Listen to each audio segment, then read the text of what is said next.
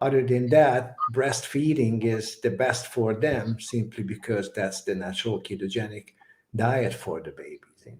Mm. Go ahead, Dr. Chafee. I was just going to say, yes, it is very safe to do that. It's the natural way that we're designed to live. You have entire populations and civilizations going back to antiquity, and before ate just a carnivore diet, and we're in ketosis all the time. And this is how our natural biochemistry works and is optimized.